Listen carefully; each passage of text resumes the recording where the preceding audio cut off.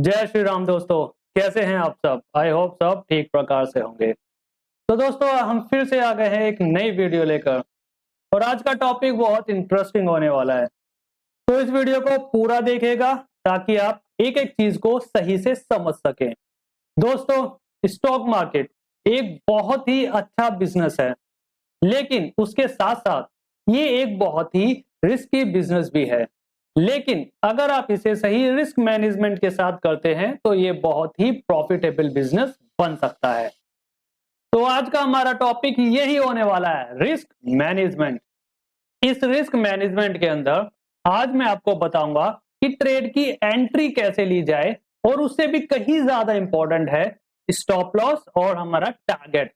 अब आप सोच रहे होंगे यार स्टॉप लॉस और टारगेट क्या ही सीखना, पर दोस्तों शायद आप ये चीज नहीं जानते हैं और अगर जानते हैं तो ये आपको ध्यान रखनी चाहिए।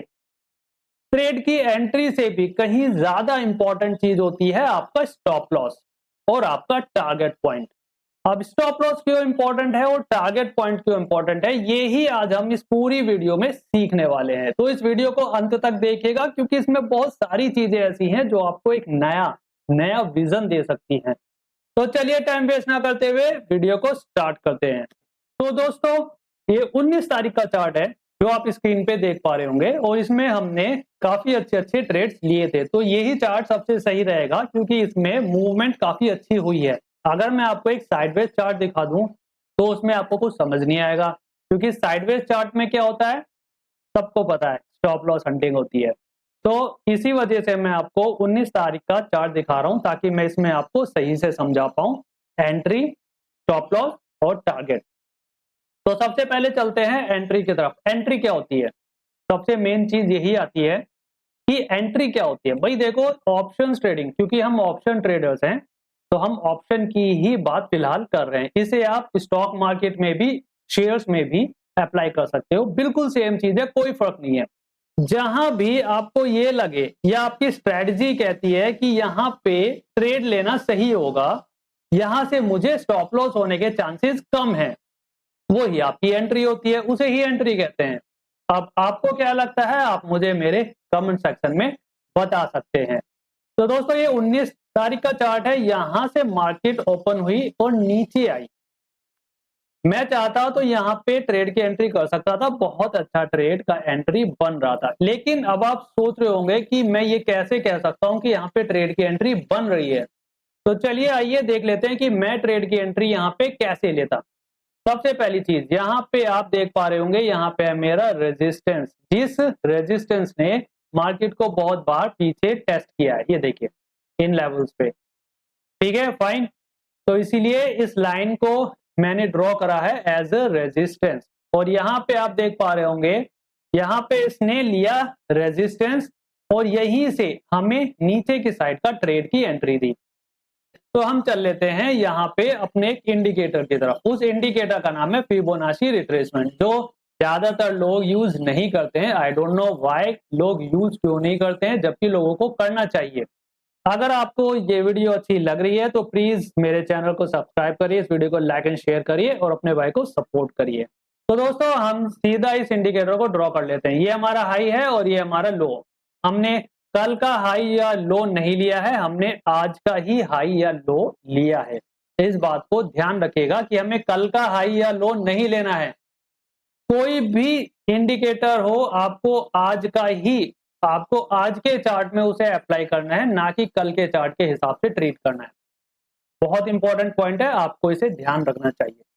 मार्केट यहां तक हाई बनाया, फिर इसने यहां तक लो बनाया, इसके बाद मार्केट वापस ऊपर गई है और आप ध्यान से अगर देखेंगे तो मार्केट इस लेवल को अपने 0.618 को क्रॉस करके ऊपर जाके क्लोजिंग नहीं दी है।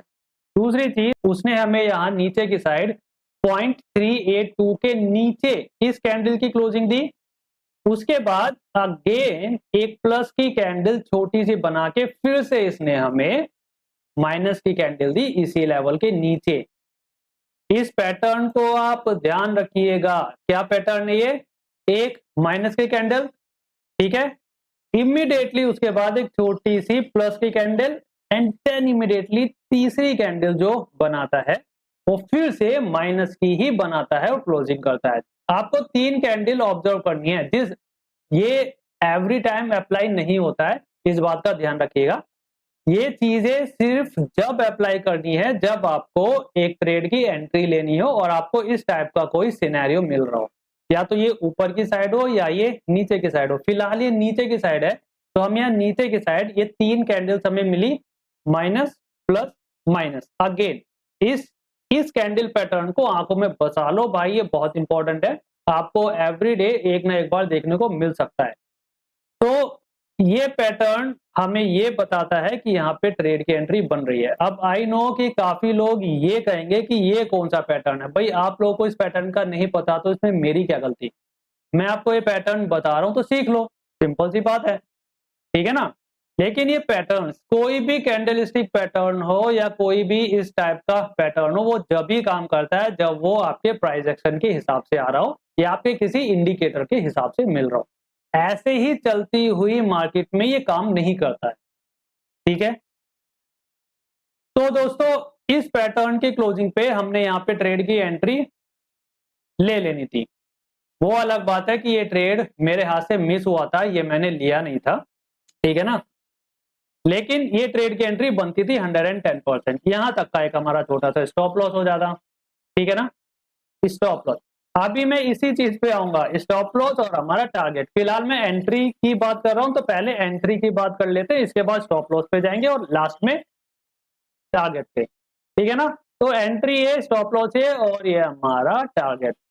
किसी भी टाइप के पैटर्न या आपकी कोई भी स्ट्रेटेजी हो, एक्स वाई जेड, भाई हर इंसान की स्ट्रेटेजी अलग है, एक्सपीरियंस अलग है, तो आपकी जो भी स्ट्रेटेजी है आप अपनी स्ट्रेटेजी के हिसाब से अपनी एंट्री ले सकते हैं। तो ये एक मेरी एंट्री यहाँ पे बनती थी, दूसरी एंट्री मेरी बनती थी यहाँ पे, ठीक है। अब ये क्यों है, अगर आपने मेरी लाइव स्ट्रीमिंग नहीं देखी है तो जल्दी से जाके लाइव स्ट्रीमिंग देखिए, मैंने वहां पे लाइव ट्रेडिंग में ये आपको ट्रेड लेके दिखाया है, ठीक है। तो दूसरी एंट्री हमारी बनती थी इस लेवल पे, क्योंकि ये मेरी पर्सनल स्ट्रेटेजी के हिसाब से आ रहा था। अब आपकी जो भी स्ट्रेटेजी है आप उस हिसाब से देख सकते हैं। तो यहाँ पे इसने बनाया डब्लू पैटर्न और इस डब्लू पैटर्न के बनते ही फर्स्ट कैंडल, बॉटम की जो फर्स्ट कैंडल है वहीं पे आपको ट्रेड की एंट्री करनी है। मैं कोई एक लेवल ब्रेक हो जाएगा उसके बाद में ट्रेड लूंगा, मैं इस टाइप के ट्रेड नहीं लेता हूं, मैं बॉटम पे ट्रेड लेता हूं या टॉप पे ट्रेड लेता हूं। सबसे पहली कैंडल जो आएगी प्लस या माइनस की, मैं उस पे ट्रेड ले लेता हूं। आई नो कि काफी लोग जो ट्रेड लेंगे वो कहीं यहाँ पे लेंगे, इस लेवल पे। कहाँ पे? इस लेवल पे। क्यों? क्योंकि ये एक हाई था, ठीक है। इस हाई को इस बिग बार ने क्रॉस करके क्लोजिंग दिया, तो ये स्कैल्पर्स के हिसाब से ये एक एंट्री बनती है। लेकिन मेरे हिसाब से ये एंट्री नहीं बनती। मैं अपनी एंट्री लेता हूं बॉटम या टॉप पे, सबसे पहली कैंडल जो मुझे मिलेगी मैं उस पे ट्रेड की एंट्री डाल दूंगा, काम खत्म। तो ये मेरे ट्रेड की एंट्री थी, ठीक है। ये मेरा छोटा सा stop loss, as you know मेरे स्टॉप लॉस छोटे होते हैं और प्रॉफिट बहुत बड़ा। और यहाँ कहीं मेरा फर्स्ट टारगेट था, फाइन, ठीक है, हो गया।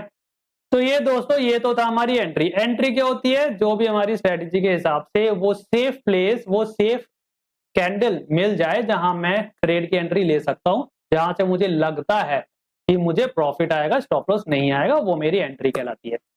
अब चलिए नेक्स्ट पॉइंट की तरफ जल्दी से चल लेते हैं, स्टॉप लॉस की तरफ। स्टॉप लॉस क्या होता है? अब मैं फिर से आता हूं अपने पहले ट्रेड की तरफ, ताकि मैं आपको स्टॉप लॉस समझा सकूं कि स्टॉप लॉस क्या होता है। तो दोस्तों ये मेरी एंट्री थी यहाँ पे, फाइन, ठीक है। इस कैंडल के क्लोजिंग के बाद, जस्ट क्लोजिंग होते ही, जैसे ही अगली कैंडल स्टार्ट होती है, आप वहां पे अपनी एंट्री डाल सकते हो। तो ये तो मेरी एंट्री थी। अब बात आती है स्टॉप लॉस कहां पे ले सकते हैं। तो यार देखो सिंपल सी बात है, क्योंकि ये मैंने इस इंडिकेटर के हिसाब से लिया है ट्रेड, ठीक है। अब इस इंडिकेटर के हिसाब से 0.382 के नीचे एंट्री ली है, तो मेरा स्टॉप लॉस कहां होगा? 0.618 पे, क्योंकि ये मैंने इस इंडिकेटर के हिसाब से अपनी एंट्री ली है। तो स्टॉप लॉस भी ये मेरा इंडिकेटर के हिसाब से होगा और टारगेट भी जो मेरा होगा भाई वो मेरे इंडिकेटर के हिसाब से होगा, ठीक है। अब ये इंडिकेटर तो ऊपर की साइड आ रहा है, तो इस इंडिकेटर के हिसाब से मैं अपना टारगेट सेट कैसे कर लेता हूं? तो सिंपल सी बात है, इसे हटा के हम इसे फिर से ड्रॉ करेंगे नीचे से ऊपर की तरफ। कहां? नीचे से ऊपर की तरफ। हो गया ड्रॉ। अब हमारा टारगेट जो आ गया है वो नीचे की साइड आ गया है। फाइन, ठीक है। तो फर्स्ट टारगेट हमारा कहां बनता है? इस लेवल पे 1.618 तक। ये हिट करा है, ये डेफिनेटली हिट किया है। फर्स्ट टारगेट हमारा हिट किया और हमें रिस्क रिवॉर्ड रेशियो जो मिला है वो ऑलमोस्ट मिला है 1:1.88। मतलब आप कह सकते हैं ऑलमोस्ट 1:2 का हमें रिस्क रिवॉर्ड रेशियो मिल गया। सेकंड टारगेट हम कहां रखेंगे? अब या तो आपको पता हो कि आपका रेजिस्टेंस और सपोर्ट का है, ये मेरी सपोर्ट थी, तो मेरा सेकंड टारगेट पहले यहां पे होगा, उसके बाद मैं इसे इस इंडिकेटर के हिसाब से सेट करूंगा। ठीक है, फाइन, हो गया। यहां इस सपोर्ट पे मैं अपना रखूंगा टारगेट। फर्स्ट टारगेट ये रहा, सेकंड ये रहा, और अगर यहां भी टच हो जाता तो मैं थर्ड टारगेट अपना कहीं इस लेवल पे रखता, क्योंकि इस लेवल के बाद ये ऑलमोस्ट नामुमकिन सा होता है कि ये इस लेवल को तोड़ के किसी अपने नेक्स्ट टारगेट तक जाए। मोस्ट ऑफ द टाइम ये 1.618 से ही वापस यू टर्न ले लेता है। ठीक है, तो अब हमने सीख लिया स्टॉप लॉस और साथ में सीख लिया टारगेट भी। एक एग्जांपल था, चलिए आइए एक और एग्जांपल देख लेते हैं। मेरा दूसरा ट्रेड कहां था? यहां पे। ठीक है, फाइन, हो गया। अब ये दूसरे ट्रेड की एंट्री जो अभी आपको मैंने समझाई थी कि क्यों ली गई थी, वो एक तो था कि मेरा यहां पे बन रहा है डब्ल्यू पैटर्न, लेकिन अगर आप यहां पे देखेंगे तो 1.618 ये एक फिबोनाची रिट्रेसमेंट का लेवल है। इसने इसे यहां पे क्रॉस करके नीचे की साइड क्लोजिंग दी थी, नीचे आया था, वापस ऊपर गया, और पर यहां हमने ट्रेड की एंट्री नहीं करी क्योंकि मुझे पर्सनली बिलीव था कि ये यहां पे एक डब्ल्यू पैटर्न बनाएगा। ठीक है, तो इसने डब्ल्यू पैटर्न भी बनाया, लेकिन उसके साथ साथ इसने इस लेवल के ऊपर जाके क्लोजिंग भी दिया। इस वजह से ये मेरा परफेक्ट ट्रेड बनता था प्लस की साइड का। अब बात आती है स्टॉप लॉस का रखेंगे, क्योंकि मैंने ये ट्रेड अपने डब्ल्यू पैटर्न के हिसाब से लिया। एक पैटर्न, ये पैटर्न भी मेरी एक स्ट्रेटजी है, तो मैंने अपनी स्ट्रेटजी के हिसाब से लिया, तो मेरी स्ट्रेटजी के हिसाब से ही स्टॉप लॉस भी आएगा। अब स्ट्रेटजी क्या कहती है? स्ट्रेटजी कहती है मैंने जहां भी ट्रेड की एंट्री करी है उसका जो लो है, लो जो है वहां पे मेरा स्टॉप लॉस बैठेगा। अब लो में यहां इस कैंडल के लो को लो ट्रीट नहीं कर रहा हूं, ध्यान से सुनिएगा, ध्यान से देखो। इस कैंडल के लो को मैं अपना लो नहीं मान रहा हूं। लो मतलब ये जो हैमर टाइप कैंडल है, इस कैंडल का जो लो है ये ही अभी तक का लोवेस्ट है। ठीक है ना, ये ही अभी तक का लोवेस्ट है, तो मैं इसे ही अपना लो मान के इसके ऊपर अपना स्टॉप लॉस सेट कर देता हूं। तो ये तो हो गया मेरा स्टॉप लॉस। जहां ट्रेड की एंट्री ली वहां का जो नीचे का लो होगा, क्योंकि मैंने ऊपर की साइड की एंट्री ली है, तो इस लो पे मेरा स्टॉप लॉस होगा। अब एट द सेम टाइम अगर मैं टारगेट को देखूं तो मेरा टारगेट कहां होगा? ठीक है, टारगेट होगा मेरा ये लेवल, 0 का लेवल। ठीक है ना, क्योंकि ये ही एक लेवल ऐसा है जहां से मार्केट यू टर्न ले सकती है। इसने इस लेवल को क्रॉस करा अपना, इस लेवल को, ये देखो, इसने इस लेवल को किया क्रॉस, लेकिन इस लेवल को क्रॉस करके वापस नीचे आके क्लोजिंग दी। इस लेवल को ये तोड़ के ऊपर की तरफ नहीं जा पाई। तो इसी वजह से हम जो पहला टारगेट जो होता है वो नियरेस्ट पॉसिबिलिटी जो है, नियरेस्ट पॉसिबिलिटी वहां रखते हैं। ठीक है, तो ये पूरा जो होगा ये पूरा मेरा प्रॉफिट होगा, पूरा का पूरा मेरा प्रॉफिट है, और हमें रिस्क रिवॉर्ड रेशियो जो यहाँ पे मिल रहा है वो ऑलमोस्ट मिल रहा है 1:2 का। फाइन, ठीक है, ऑलमोस्ट 1:2 का मिल रहा है। ये तो फ्यूचर्स का चार्ट है। अगर आप ऑप्शन के चार्ट में सेम डे के चार्ट को ऑप्शन में कॉल का चार्ट चेक करोगे तो मैं गारंटी देता हूं यहां आपको कम से कम नहीं तो 1:3 का रिस्क रिवॉर्ड रेशियो मिल रहा होगा। इस तरह से मैं अपना स्टॉप लॉस और टारगेट सेट कर सकता हूं। ठीक है, अगर मैं इस इंडिकेटर को हटा भी दूं, एक और एग्जाम्पल मैं आपको दे देता हूं। अगर मैं इस इंडिकेटर को हटा दूं जो हमने ड्रॉ किया हुआ था, मैं सिर्फ अपनी स्ट्रेटजी के हिसाब से देखूं, ओनली मेरी स्ट्रेटजी के हिसाब से, ठीक है, मैंने कोई इंडिकेटर इस्तेमाल नहीं करा, सिर्फ मेरी स्ट्रेटजी ने कहा यहां मुझे डब्ल्यू पैटर्न मिलता है तो मैं यहां अपने ट्रेड की एंट्री लूंगा और उस स्ट्रेटजी के हिसाब से ही यहां मेरा स्टॉप लॉस बनता है, क्योंकि ये मेरा लो है, इस पर्टिकुलर एंट्री का लो मेरा यहाँ पे बनता है, तो ये मेरा स्टॉप लॉस होगा। मतलब अगर मार्केट यहां से यू टर्न ले लेती है तो ये मेरा लॉस होगा, यहां तक टच करती है तो मैं यहां पे इस लेवल पे एग्जिट कर जाऊंगा, ये मेरा मिनिमम लॉस होगा। अगर मैंने स्टॉप लॉस नहीं लगाया तो क्या प्रॉब्लम आएगी? सबसे बड़ी प्रॉब्लम होगी कि आपका लॉस बढ़ जाएगा। हो सकता है आप इस लेवल के बजाय यहां जाके एग्जिट करें, यहां पे अपनी सपोर्ट पे। अगर आपने यहां जाके स्टॉप लॉस लिया और ये मार्केट मान लो हमारे अगेंस्ट हो चुकी है, मान लो, ठीक है, क्योंकि ऐसा ही होता है, तो मेरा स्टॉप लॉस कितना बड़ा होगा, जहां मुझे यहाँ पे 20 टू 30 पॉइंट्स का, मात्र 20 टू 30 पॉइंट्स का लॉस हो रहा होगा। 20 पॉइंट्स मतलब एक लॉट पे 300 रुपए का लॉस, 10 लॉट पे 3000 रुपए का लॉस, ठीक है। मैंने अपने लॉस को बांध लिया कि मुझे इससे ज्यादा लॉस नहीं होगा, मैं उसे होने दूंगा ही नहीं। मैंने 20 पॉइंट्स पे स्टॉप लॉस लिया, ठीक है, एक एग्जांपल दे रहा हूं, तो मेरा लॉस क्या हुआ, एक लॉट पे 300 रुपए, 10 लॉट पे 3000 रुपए मात्र। लेकिन अगर आपने स्टॉप लॉस सेट नहीं किया है तब क्या होगा, यहां तक आपके कम से कम 60 टू 80 पॉइंट्स हिट करेगा। 60 पॉइंट्स मतलब एक लॉट पे आप कह सकते हो ऑलमोस्ट 900 रुपीज से लेके 1000 रुपए तक आपका स्टॉप लॉस लगेगा एक लॉट पे। 10 लॉट पे क्या होगा आपको लॉस, 10,000 रुपए का। तो स्टॉप लॉस लगाना इस वजह से बहुत ज्यादा जरूरी होता है, ताकि आप अपने लॉस को बांध लें, आप अपने लॉस को ज्यादा होने ही ना दें, वो स्टॉप लॉस होता है। तो यहां के बाद अब आती है बात टारगेट की, कि मैं बिना इंडिकेटर के अपने टारगेट को कैसे सेट कर सकता हूं। मेरी पर्सनल स्ट्रेटेजी जो कहती है, मैं उसका एग्जांपल आपको दे देता हूं। मेरी स्ट्रेटेजी कहती है माय फर्स्ट प्रीवियस हाई, क्योंकि बात ऊपर की साइड की हो रही है, मैं ऊपर का ट्रेड ले रहा हूं। My first previous high is my first target, ठीक है। मेरा फर्स्ट प्रीवियस हाई क्या है, यहां पे हो सकता है, आप इसे as a first previous high treat कर सकते हैं, या फिर आप इस लेवल को भी अपना फर्स्ट प्रीवियस हाई ट्रीट कर सकते हैं। ये रहा। अब आप सोच रहे होंगे यार ये क्यों, ये क्या बात हुई, ये ही क्यों? तो दोस्तों सिंपल सी बात है, क्योंकि ये फर्स्ट प्रीवियस हाई बहुत ज्यादा पास है यार। आप सीधा सीधा देख लो, यहां एंट्री ली और ये हाई बहुत ज्यादा पास है, तो इस चीज के चांसेस बहुत ज्यादा हैं कि ये कम से कम इससे ऊपर तो जाएगा।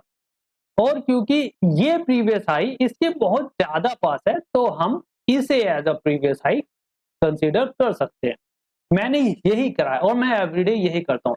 अगर आपका फर्स्ट प्रीवियस हाई बहुत ज्यादा पास है आपकी एंट्री के, तो उसे इग्नोर करो, जो उसके बाद का पीछे कोई फर्स्ट प्रीवियस हाई बन रहा है, एज लाइक ये बन रहा है, ठीक है। ये प्रीवियस हाई ना लेके मैंने इसे प्रीवियस हाई लिया, ठीक है, तो मैंने इसे प्रीवियस हाई लिया, तो यहाँ पे मेरा फर्स्ट टारगेट बनता है इस लेवल पे। और आप देख पा रहे होंगे भाई, बिल्कुल एग्जैक्टली इस लेवल तक आया है और यहीं से इसने यू टर्न ले लिया, वापस नीचे गया। तो क्या हुआ, my first previous high is my first target. इसके हिसाब से अगर आप देखोगे तो रिस्क रिवॉर्ड रेशो बनता है 1:2.5। स्टॉप लॉस के कंपैरिजन में आपको 2.5 गुना ज्यादा प्रॉफिट हो रहा है फ्यूचर्स के चार्ट में। और अगर आप ऑप्शंस के चार्ट में जाओगे तो सीरियसली यहाँ आपको 3 से 4 गुना का प्रॉफिट आराम से मिल चुका होगा। आप चाहे तो जाइए खुद ऑप्शन के चार्ट में, 19 तारीख का चार्ट है और टाइम है आपका 11:10। उस चार्ट को चेक करिए, मैं 110% कहता हूं आपको यहाँ पे बहुत जबरदस्त प्रॉफिट होता हुआ दिख रहा होगा, बहुत जबरदस्त, ठीक है। अब ये तो हो गया हमारा फर्स्ट टारगेट। अब सेकंड टारगेट कहां, भाई क्या मैं अपनी पूरी क्वांटिटी इस लेवल पे एग्जिट कर दूं? आपकी मर्जी है, आप चाहो तो पूरी क्वांटिटी इस लेवल पे एग्जिट कर दो, क्योंकि इस लेवल पे भी मेरा फर्स्ट टारगेट भी इतना बड़ा होता है कि आपको बहुत बड़ा प्रॉफिट ऑलरेडी मिल चुका होगा, आपको दूसरे टारगेट का वेट करने का नहीं है, आपको जरूरत पड़ेगी नहीं। मेरा फर्स्ट टारगेट ही इतना बड़ा होता है, यहां कम से कम नहीं तो आपको 80 पॉइंट्स हिट कर चुका होगा, 60 टू 80 पॉइंट्स हिट करे होंगे एटलीस्ट मिनिमम। ठीक है, तो मेरा फर्स्ट टारगेट ही इतना अच्छा था, लेकिन अगर हम फिर भी चाहते हैं कि मुझे सेकंड टारगेट भी हिट करे, तो मेरा सेकंड टारगेट क्या होगा? देखो, स्ट्रेटेजी के हिसाब से पहले हम आते हैं, स्ट्रेटेजी के हिसाब से तो मेरी स्ट्रेटेजी क्या कहती है? पहले तो था हमारा first previous high is my first target, अब आता है second previous high is my second target. Simple सी स्ट्रेटेजी है। या फिर आप अपने रेजिस्टेंस को एज अ टारगेट ट्रीट कर सकते हैं यहां पे। एग्जैक्टली फाइन, ये बनता है मेरा सेकंड टारगेट। क्या ये हिट हुआ? नहीं हुआ, लेकिन कम से कम आपका फर्स्ट टारगेट हिट हुआ था, उसमें आपको जबरदस्त प्रॉफिट हुआ, आपने वहां पे अपनी हाफ क्वांटिटी से एग्जिट कर लिया, हाफ क्वांटिटी एग्जिट कर ली। हाफ क्वांटिटी के लिए आपने अपने स्टॉप लॉस को ट्रेल कर लिया। अब आपका स्टॉप लॉस कहां है? आपकी एंट्री पे। अब मार्केट अगर आपके अगेंस्ट होती भी है फर्स्ट टारगेट हिट करने के बाद, तो आप अपनी एंट्री पे एग्जिट कर जाओगे, मतलब क्या हुआ? Zero loss. लेकिन आपको जो वो आधी क्वांटिटी में प्रॉफिट हुआ था, वो तो पूरा प्रॉफिट आपकी जेब में गया। लेकिन इन केस आपका स्टॉप लॉस हिट नहीं होता है और आपका ट्रेड आपका दूसरा टारगेट भी हिट करता है, तब कितना बड़ा प्रॉफिट होगा? जबरदस्त प्रॉफिट। अब चलते हैं इंडिकेटर के हिसाब से कि इंडिकेटर के हिसाब से मेरा टारगेट क्या होना चाहिए। तो फिर से चल लेते हैं फिबोनाची इंडिकेटर की तरफ। एग्जैक्टली फिबोनाची इंडिकेटर की तरफ। तो दोस्तों फिबोनाची इंडिकेटर की साइड अगर मैं चलता हूं तो ये रहा मेरा फिबोनाची का लेवल। फर्स्ट टारगेट ये था, ठीक है, और सेकंड टारगेट मेरा कहीं बनता है 0.05, या आप कह सकते हैं उससे ऊपर 0.618 तक आप अपने टारगेट को ले जा सकते हैं। फाइन, ठीक है, या कम से कम ये लेवल का तो सेकंड टारगेट बनता ही बनता है, यहां तक तो ये डेफिनेटली जाएगा।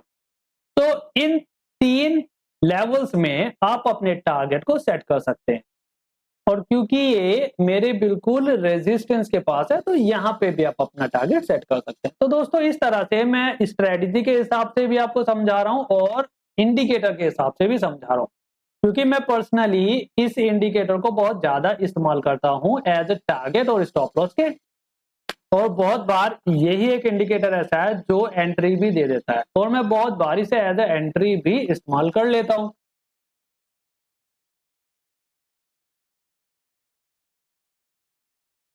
ये देखो दोस्तों, और अगर एट द सेम टाइम मैं अपने इसी इंडिकेटर को इस लो के बजाय इस लो पे सेट करता हूं, क्योंकि अब लो हमारा चेंज हो चुका है। ठीक है, अब हमारा लो चेंज हो चुका है। आपने अभी अपने स्क्रीन पे देखा, मैंने सिर्फ अपने लो को इस लेवल से खींच के इस लेवल पे ले आया, दैट्स इट, सिंपल, इस लेवल पे। ठीक है ना? अब जैसे ही मैंने अपना लो यहां पे बना लिया, नया लो, आप स्पष्ट तौर पे देख पा रहे होंगे इसने जस्ट इस लेवल को टच किया, 0.618 को। यहां तक इसने टारगेट हिट करे हैं, जो मैं अभी अभी आपसे कह रहा था, यहां पे इस लेवल पे आपसे मैं कह रहा था कि यहां पे आप अपना सेकंड टारगेट सेट कर सकते हैं।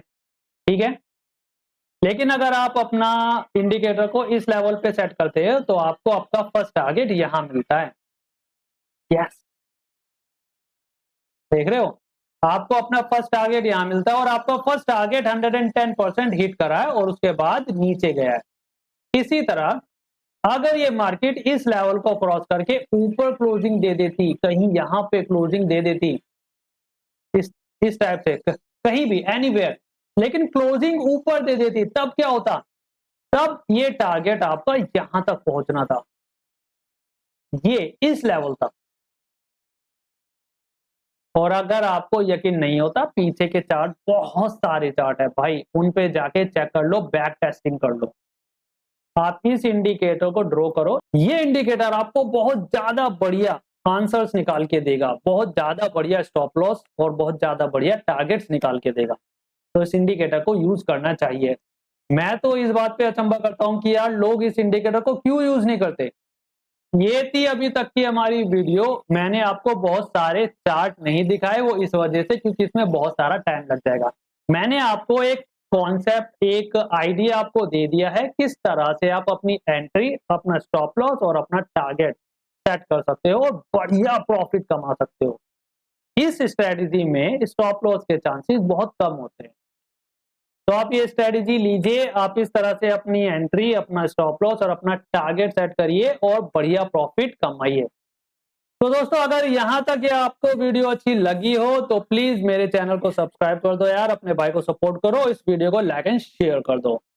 और अगर आप चाहते हो कि मैं आपको एंट्री कहां पे की जाए, एक परफेक्ट एंट्री कहां पे की जाए, तो आप मुझे कमेंट सेक्शन में लिख के बताइए। मैं आपको एक वो स्ट्रेटजी बताऊंगा जो पर्सनली मैं यूज करता हूं। तो आज के लिए इतना ही। जय श्री राम।